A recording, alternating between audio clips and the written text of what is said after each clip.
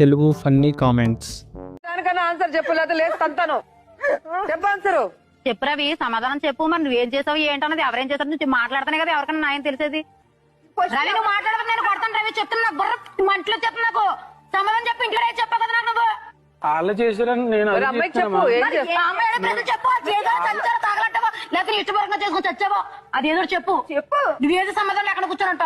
వాళ్ళే చేసారని మొత్తం. నాకు ఎలా ఉంటుంది అంటే మ్యాన్లు టప టప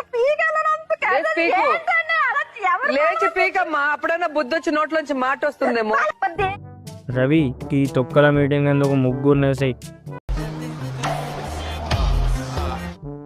రవి బి లైక్, నేను మాటల మనిషిని కాదు చేతల మనిషిని. కింది స్థాయి వాళ్ళకి అర్థం కాదు, మాస్ వాళ్ళకైతే అర్థం కాదు.